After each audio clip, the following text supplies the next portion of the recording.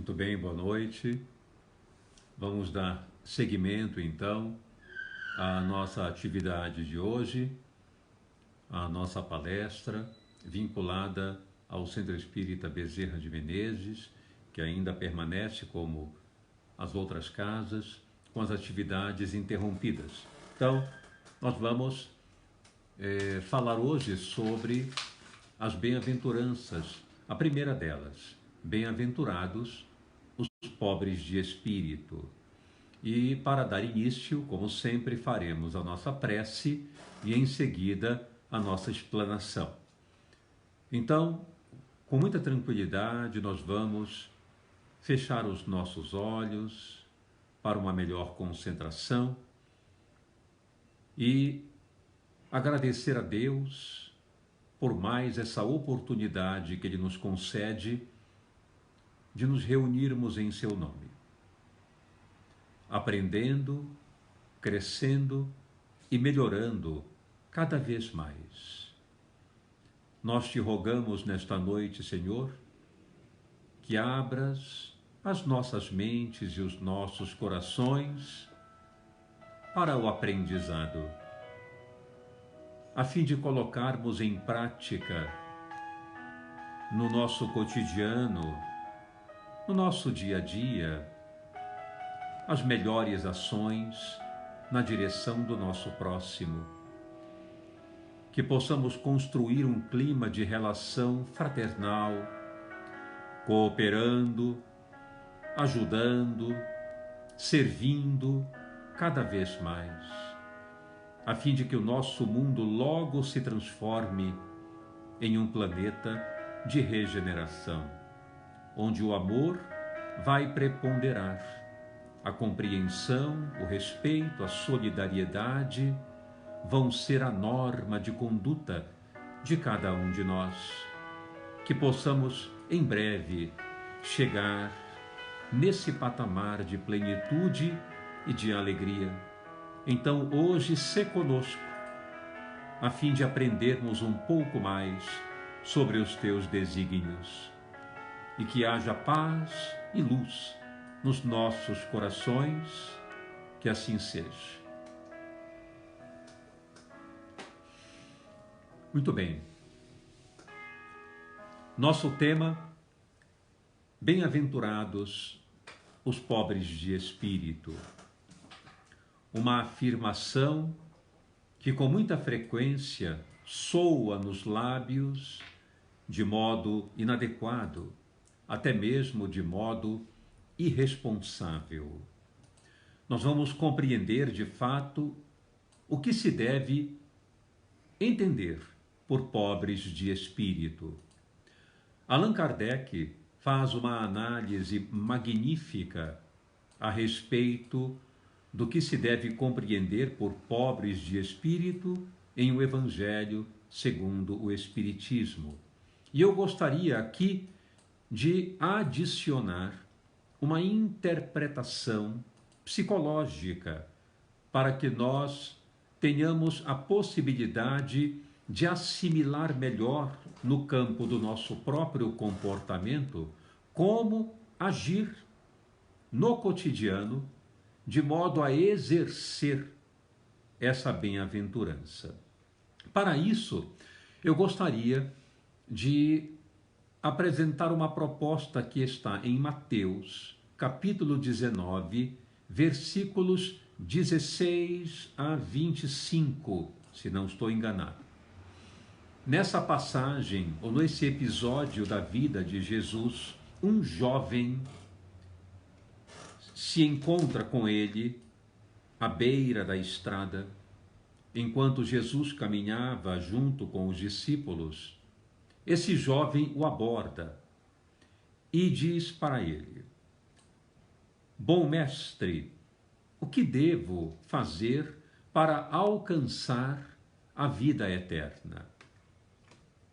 Imediatamente Jesus, percebendo a presunção daquele rapaz, como o próprio evangelista narra, era um jovem, portanto, uma personalidade inexperiente, ainda envolvida num campo egóico, aborda Jesus e logo tentando ganhar a sua confiança, lança um breve elogio como adjetivo e diz: bom mestre, que devo eu fazer para alcançar a vida eterna? E Jesus percebeu aquele nível de presunção e responde logo com a primeira imposição de limites e diz assim: por que me chamais de bom? Somente Deus é bom. E então responde para o moço a proposta que está contida no Decálogo, nos 10 mandamentos. Ele diz: sabeis o que está escrito na lei: não matarás, não adulterarás, não dirás falso testemunho contra o teu próximo, honrarás a teu pai e tua mãe. E o moço, de fato, repleto de presunção, talvez até com uma certa dose de arrogância, responde para Jesus: mas desde a minha mocidade eu já faço tudo isso. Que devo mais fazer? Então Jesus propõe algo para ele que ele jamais poderia cumprir, que ele jamais poderia fazer, justamente pela sua personalidade frágil. E foi proposital, como uma grande lição para mexer, para domar aquele ego que ele possuía, extremamente exaltado. Então Jesus propõe: bem, se queres ser perfeito, vende tudo o que tens, reparte com os pobres, depois vem e me segue. E narra o evangelista Mateus que o moço, muito entristecido, deu de ombros, virou e foi seguindo, foi embora, entristecido, porque tinha muitos bens. Assim conclui o evangelista. E isso é bastante curioso, porque logo em seguida, Jesus faz uma análise justamente psicológica, porém, como uma metáfora, como uma alegoria, querendo dizer o que significa ser rico e, consequentemente, não conseguir entrar no reino dos céus. Ele diz para os discípulos, então: é mais fácil um camelo entrar pelo buraco de uma agulha do que um rico penetrar no reino dos céus. Eu vos digo como é difícil um rico entrar no reino dos céus. Essa proposta psicológica profunda quer dizer que rico aí não é uma referência a ter posses, a ter dinheiro. A questão de ter muitos bens é preciso ser compreendida em uma visão psicológica espiritual profunda. Veja, aquele moço, como a própria trajetória da mensagem nos apresenta, era um jovem. E esse jovem, essa linguagem nos traduz que era alguém inexperiente.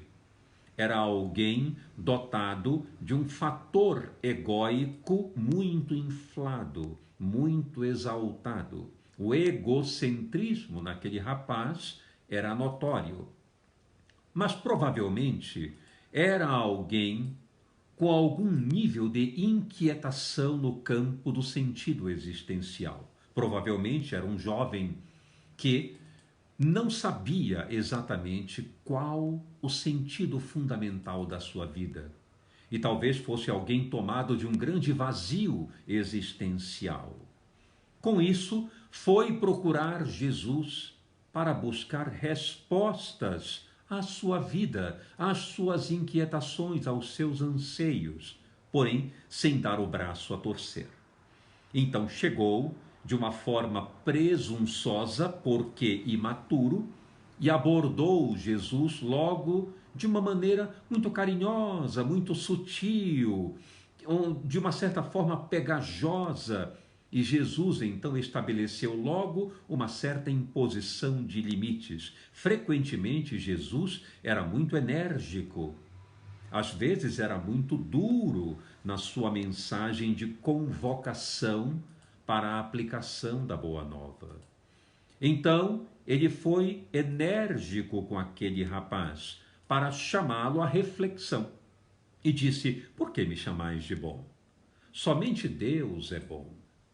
Deixando claro que Jesus, ele não estava ali para esse tipo de diálogo pueril. Ele gostaria que todos ali tivessem um contato de modo a obter lições muito claras, capacidade de decisão, de escolha sensata diante dos grandes objetivos existenciais. É para isso que Jesus estava ali e não para um diálogo infantil com as pessoas. Ele colocou então esse limite bastante interessante. E aí o moço vem novamente com um diálogo dizendo: o que eu devo fazer para alcançar a vida eterna? Essa mensagem, essa pergunta, na verdade, ela é muito crucial, porque a tradução para o logoterapeuta seria o seguinte: eu estou em pleno desconcerto quanto à minha própria vida. Não sei muito bem o que fazer dela. Eu estou em dúvida. Para que eu estou neste mundo? O que eu devo fazer para mobilizar a minha vida com algum sentido, com algum valor? Eu não sei muito bem o que fazer. E quando nós temos uma percepção mínima que seja de que estamos desorientados, o ego se sobressalta e nós adotamos mecanismos de defesa para não deixar transparecer a nossa dúvida, a nossa inquietação, às vezes até a nossa insensatez. Então ele fez exatamente isso. E quando Jesus apresenta para ele as propostas simples de execução do cotidiano, seja gentil com as pessoas, honre seu pai e sua mãe, não provoque nada que venha a lesar os outros, isto é, não matarás, não venha a machucar o coração das pessoas que amam você, ou seja, não adulterarás, enfim, haja de um modo sensato, maduro, equilibrado. É suficiente isso, disse Jesus.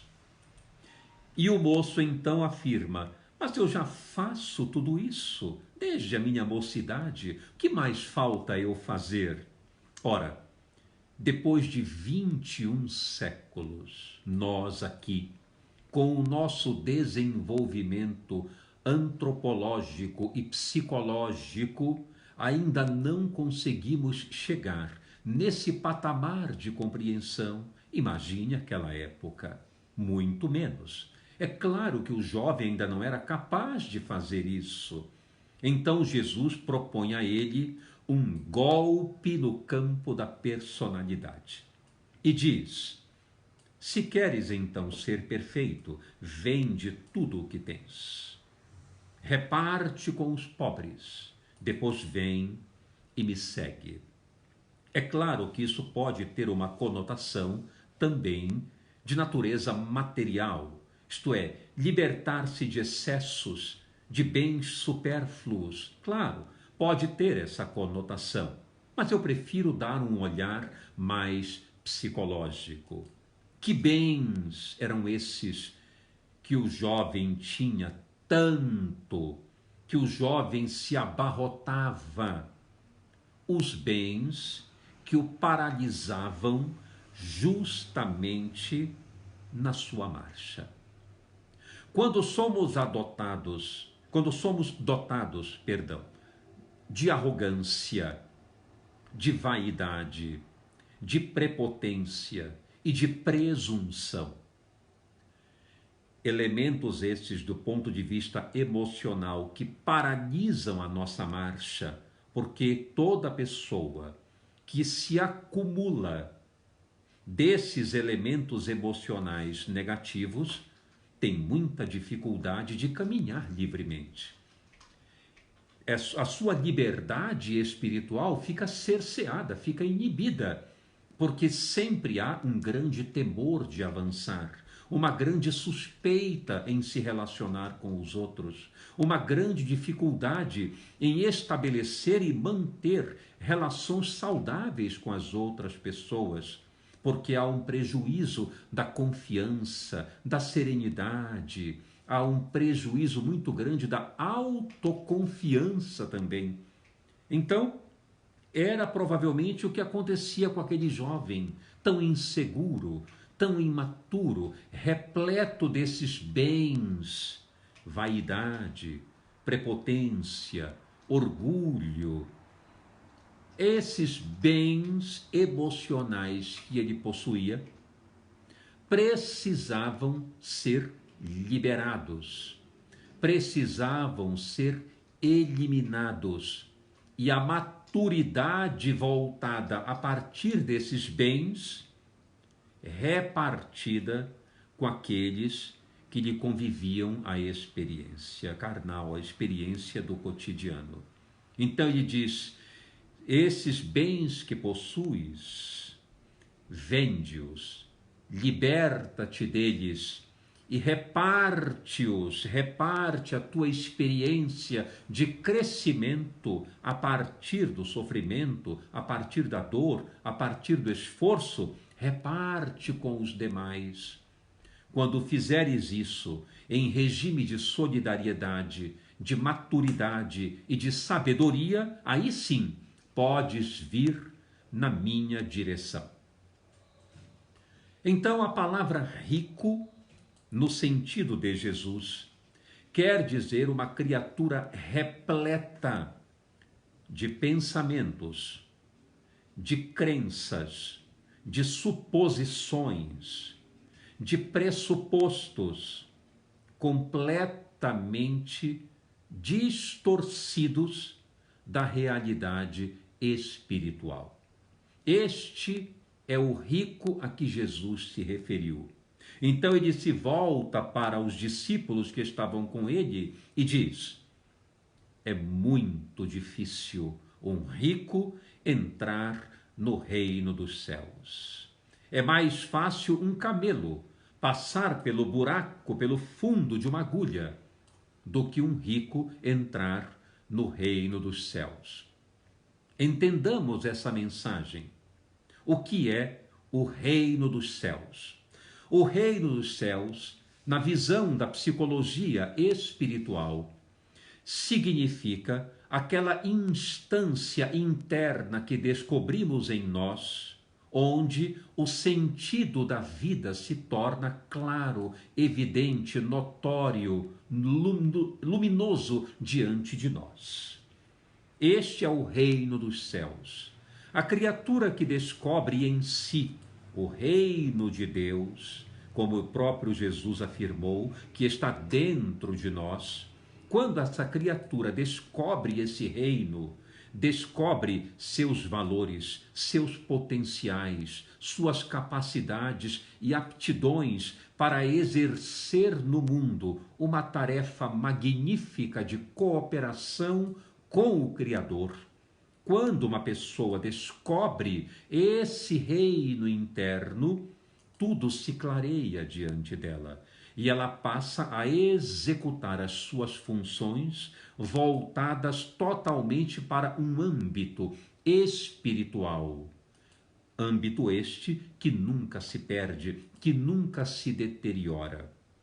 Esta criatura não pode ser rica de outros valores, como a presunção, como o orgulho, como a vaidade, como a prepotência, porque esses valores perniciosos justamente são os que impedem a cada um de nós de localizar essa instância espiritual ou esse reino que está dentro de nós.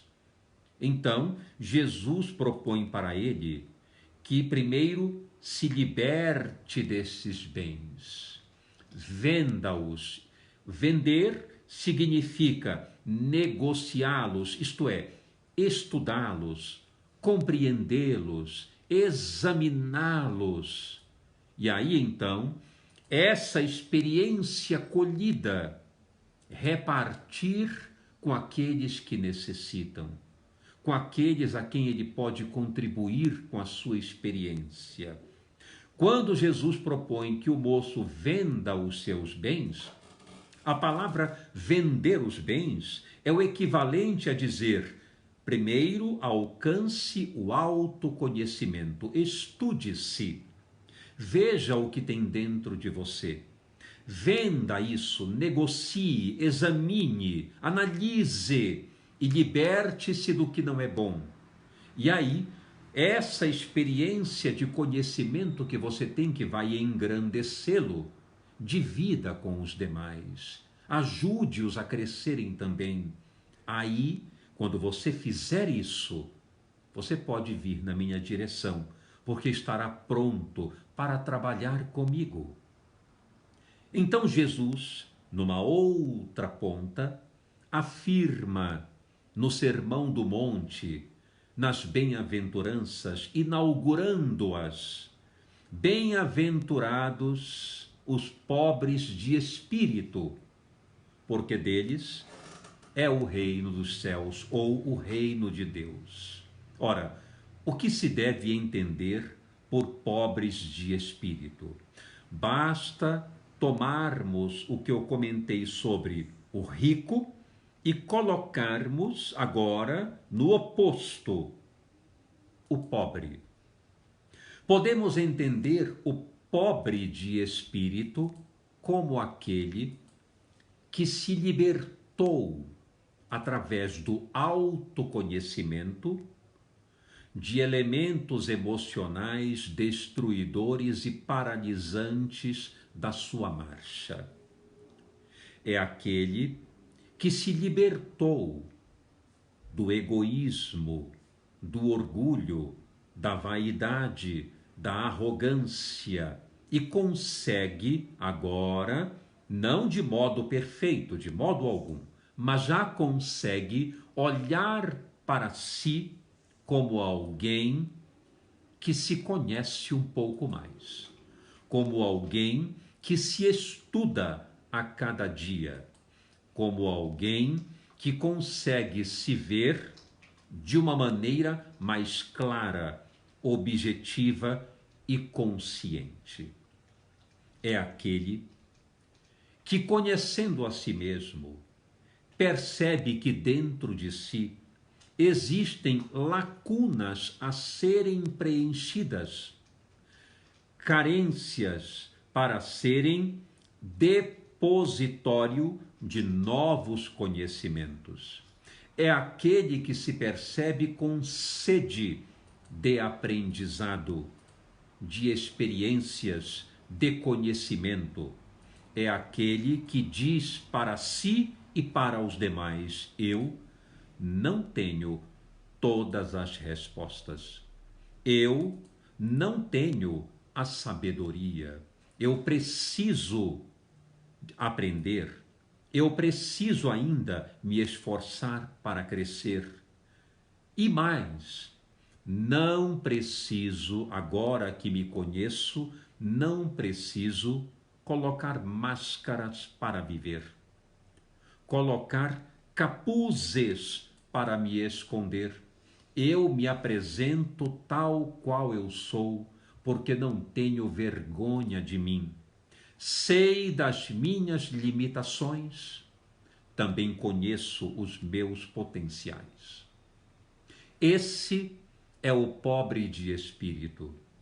É aquele que sai às ruas e não se sente superior a ninguém. É aquele que não tem vontade alguma de dar o último voto, de conceder a última palavra.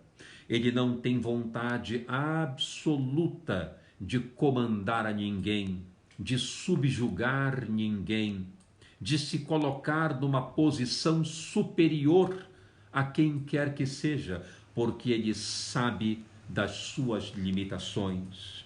Ele sabe que diante dele existe uma transcendência que o governa.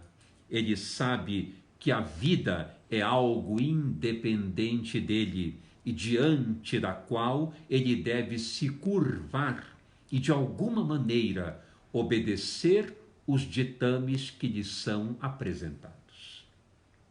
Esse é o pobre de espírito. Do ponto de vista da logoterapia, podemos dizer que o pobre de espírito é aquele que vive uma vida com base na liberdade responsável. Isto é, ele tem uma liberdade, mas não é uma liberdade de, é uma liberdade para. A liberdade de é aquele que quer viver um padrão de liberdade irrestrita, sem responder a nada. Normalmente é aquela pessoa que diz assim: eu faço da minha vida o que eu bem entender. A vida é minha e ponto final. Esse é o arrogante, é o presunçoso, é justamente aquele que está paralisado na marcha, pouco faz, pouco conclui do ponto de vista espiritual, não se desenvolve, não se anima a aprender. Por quê? Porque ele está abarrotado dos seus próprios conceitos dogmáticos de que não abre mão. Esse é o rico. O pobre de espírito não. Ele se sente algo como que vazio, necessitando ouvir, necessitando aprender. É aquele que sabe que muitas vezes precisa de ajuda, precisa de apoio. Eu me recordo nesse momento de Jesus, quando, no Jardim das Oliveiras, naquele momento derradeiro com os discípulos, entra no jardim com Pedro, Tiago e João e diz para eles: a minha alma está em profunda angústia. Velai comigo neste momento. Pela primeira vez pediu ajuda. Em toda a narrativa evangélica nunca se viu ele pedir qualquer apoio, somente serviu, somente se entregou. Entretanto, naquele momento, ele se assumiu como o pobre, aquele que de fato necessitava de apoio, necessitava de calor humano, de um abraço, de uma presença, de uma palavra, e nem isso conseguiu daquelas pessoas que o acompanhavam. Eles dormiram completamente desatentos do que estava acontecendo, e manteve-se Jesus em profunda solidão. Então, o pobre de espírito, conforme analisa Allan Kardec, Allan Kardec então propõe que o pobre de espírito está relacionado ao ser humilde, ao indivíduo que descobriu a humildade. Eu peço licença aqui do ponto de vista psicológico para adicionar um termo a respeito de pobres de espírito. Eu diria, é aquele que se caracteriza como alguém autêntico. Não apenas humilde, mas autêntico. Porque quando exercemos a autenticidade, nós nos despojamos de tudo aquilo que nos oculta, que esconde o nosso verdadeiro eu. Já não temos mais vergonha de nós. Podemos nos apresentar a quem quer que seja, de forma translúcida, de forma cristalina, porque sabemos das nossas limitações E também sabemos das nossas capacidades e dos nossos potenciais. Portanto, o que temos a temer? O pobre de espírito não teme o julgamento alheio, porque ele não depende da aprovação dos outros para viver. Ele depende daquilo que sabe que possui e que sabe que lhe falta. Consequentemente, ele vai em busca do que falta e distribui daquilo que possui, daquilo que já conhece. Esse é o pobre de espírito, é o autêntico, é aquela criatura que está em total consonância com tudo que é impermanente na vida. Ele não desafia a vida, ele responde a ela.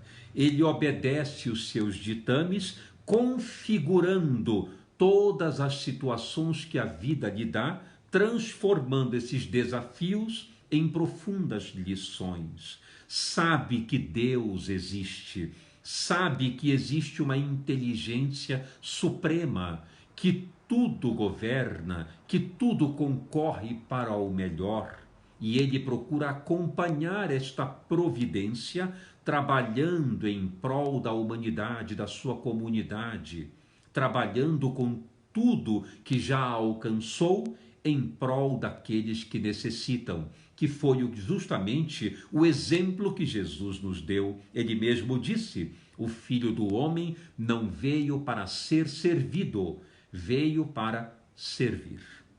Portanto, meus amigos, minhas amigas, o pobre de espírito é justamente aquele em quem nós devemos nos tornar. Devemos buscar essa pobreza de espírito, esse questionamento a todo instante: o que mais preciso aprender? Onde mais preciso ir para colaborar? O que a vida está pedindo para que eu faça? Que tipo de mensagem talvez eu não esteja escutando, ou talvez não esteja enxergando, e a vida está clamando por mim, pela minha cooperação, por tudo aquilo que posso dar. É aquele, então, o pobre de espírito, que está sempre com as antenas da acústica e da visão totalmente ligadas, perceptivas, para escutar a vontade de Deus.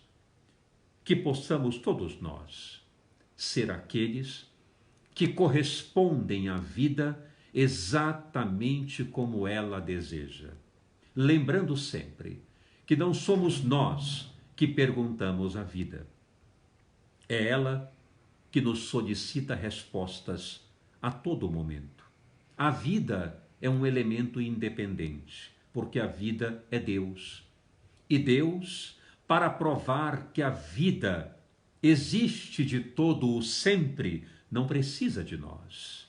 Nós somos apenas um adicional, um acréscimo importante no seio da criação, com a capacidade agora, neste padrão de humanidade em que nos encontramos, de levar por nós mesmos o desenvolvimento dos fatores primordiais evolutivos que nos foram concedidos.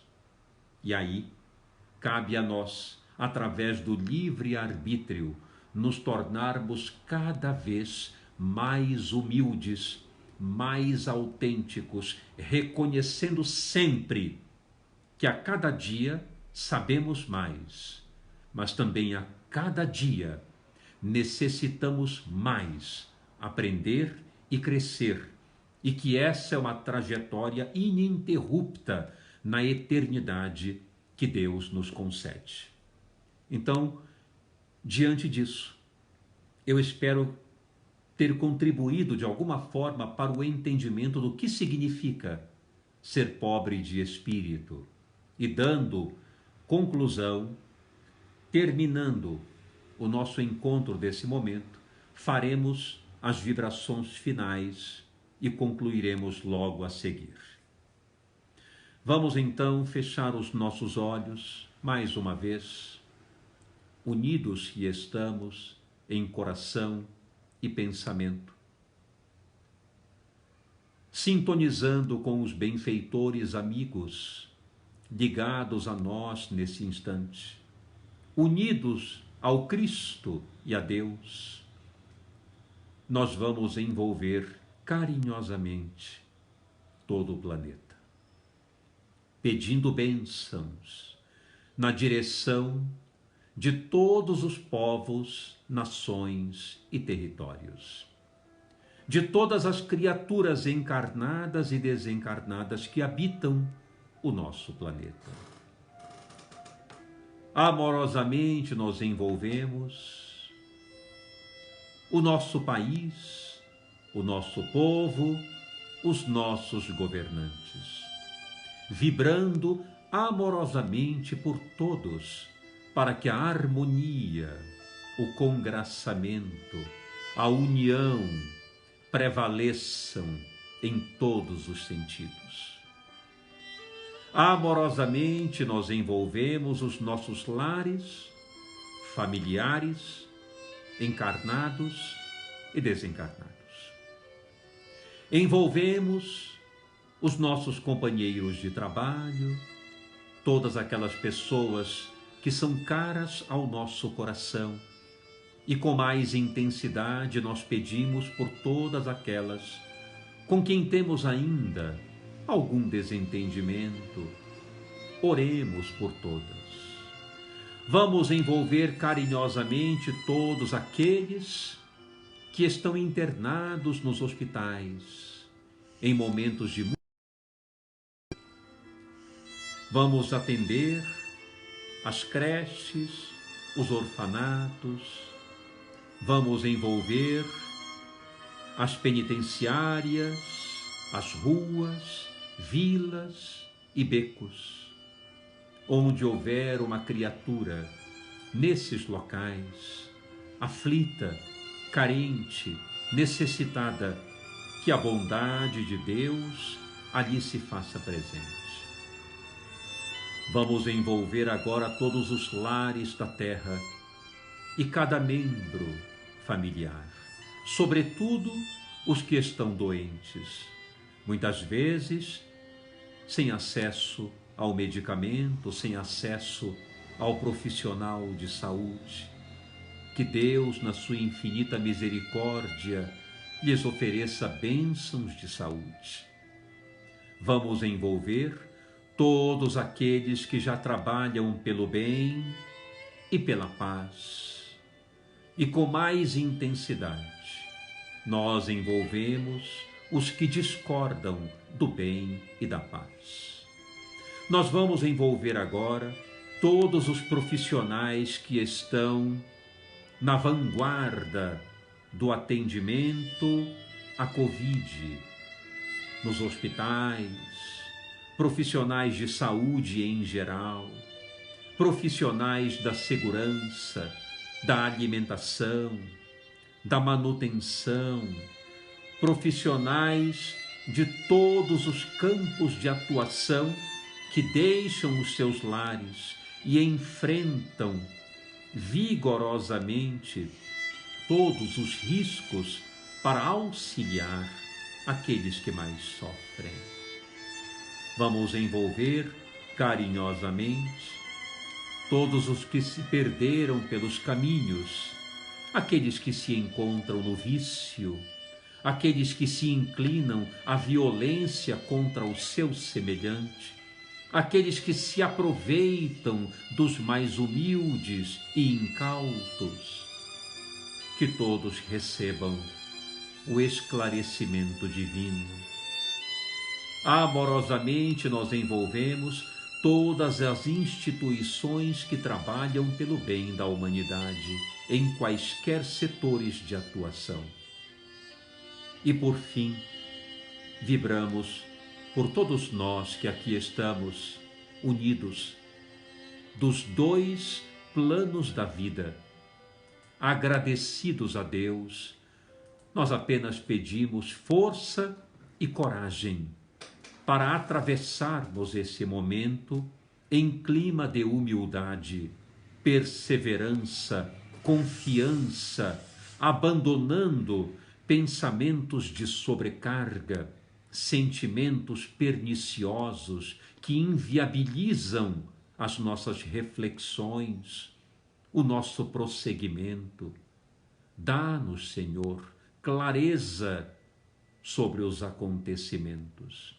Ajuda-nos a enxergar as lições desse período, sem vincular as lições a desastres, porque no teu seio, no teu amor, não pode haver desastre. Sempre há uma razão para tudo e sempre há um desfecho favorável de desenvolvimento e crescimento para todos os teus filhos.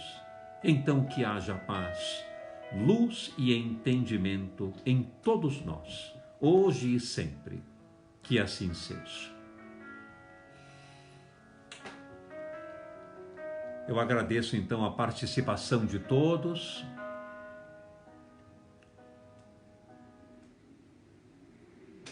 Tivemos muitas participações. Eu agradeço bastante aos amigos e amigas que participaram aqui conosco e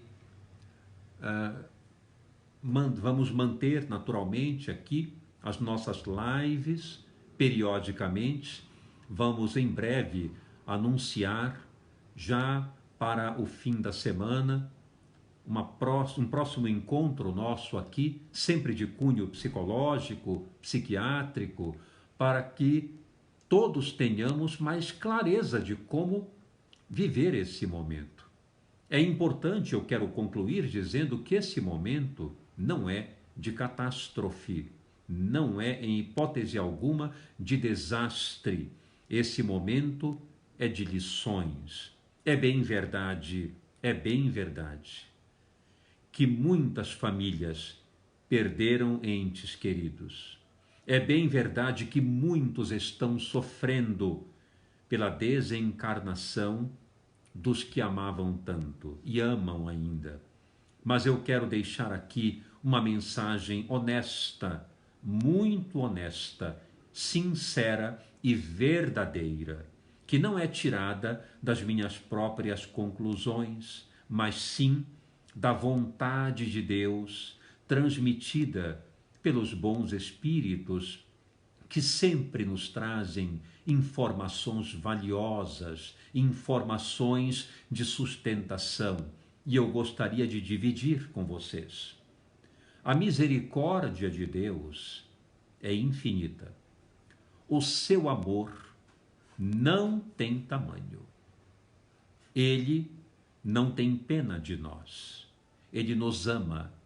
Então, algumas ocorrências, aparentemente, que demonstram um distanciamento da proteção divina, não é verdade. A proteção divina, o seu comando, a sua organização está sobre todas as coisas, está sobre tudo que nos acontece, sobre tudo que executamos, que conferimos, que percebemos no cotidiano. E aquilo que nos parece aparentemente um mal, não é. É sempre um bem a ser documentado para a posteridade. Posteridade essa breve, que logo surgirá, mostrando-nos que tudo o que aconteceu, que vem acontecendo, resultará em um desenvolvimento imensurável da humanidade. Aqueles que partiram em função desta doença não passaram, em hipótese alguma, pelo abandono de Deus. No momento em que desencarnaram, e o termo desencarnação é o que nós espíritas utilizamos para explicar o fenômeno biológico da morte, aqueles que desencarnaram, todos sem exceção, todos foram imediatamente amparados por espíritos amorosos, que os recolheram com muito carinho, impedindo-os de sofrer, de se perturbarem, de agonizarem, conduzidos então a colônias espirituais de tratamento, onde prosseguem, nesse instante, em refazimento, encontrando certamente aqueles que os antecederam e já se tornando felizes por isso, por poderem rever familiares que partiram antes deles e foram encontrá-lo, abraçá-los. Então aqueles que aqui estão, saudosos dos seus entes queridos, permaneçam saudosos, porque a saudade é uma bênção, é uma demonstração de afetuosidade. Mas jamais se desesperem. Não se desesperem, porque todos estão lá, agora, refazendo-se, ou já refeitos, já compreenderam tudo que lhes aconteceu, já estão calmos, já estão com pessoas que os amam e que eles amam, já estão amparados por criaturas experientes que conduzem-nos agora a um novo patamar de compreensão, de evolução, aguardando agora, eles estão, a todos nós que aqui ficamos e que certamente um dia, muito em breve, não vai demorar muito, porque o tempo aqui na Terra é um lapso de tempo, perto da eternidade. Então, nós aqui, junto com eles, estamos aguardando em clima de saudade o grande reencontro do futuro que não tardará. E aí testemunharemos que os laços de família se fortalecem muito mais no mundo espiritual até do que aqui. Porque o mundo espiritual reúne todos aqueles que se amam, não apenas aqueles ligados à consanguinidade, mas aqueles que se amam. Esses são os verdadeiros membros de uma grande família. Então, mantenhamos a saudade, mantenhamos as nossas orações, o nosso bom pensamento, digamos para aquele familiar que partiu: nós estamos bem. Nós estamos aqui saudosos, mas estamos prosseguindo bem. Onde você estiver, também fique bem, confiante, guarde o nosso sentimento e o nosso pensamento de amor na sua direção, não de desespero, de amor. Então, fique onde você está em paz e aguarde-nos, porque logo vamos nos reencontrar. E digo mais, talvez muitos não acreditem, mas nós espíritas temos consciência disso. Quando nós dormimos, nós, espíritos, nos desprendemos do corpo.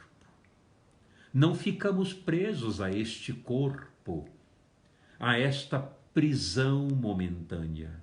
Durante o sono, nós nos desligamos do envoltório físico e vamos ter contato com aqueles com os quais nos afinamos espiritualmente. E aí, os nossos familiares, aqueles que partiram antes de nós, com muita frequência nós os vemos, conversamos, nós formamos de novo aqueles laços de afeição que antes aqui, enquanto estavam conosco, eram tão fortes, e nós reatamos esses laços a cada noite, quando dormimos. Nos desprendemos do corpo e nos encontramos com esses familiares queridos. Então, esses que estão em refazimento agora, em tratamento, talvez não de imediato possam nos ver, porque precisam de repouso, de recuperação gradual, mas muito em breve, durante o sono e o nosso desprendimento, poderemos falar com eles, matar a saudade, e quando voltarmos pela manhã e despertarmos de novo neste corpo, teremos a grata sensação leve, obscura, de que tivemos uma noite agradável, e lampejos daqueles pensamentos que nos fazem recordar dos momentos noturnos de abraço e carinho com os familiares que partiram, nos colocarão em prontidão para um novo dia de trabalho, de execução das nossas tarefas,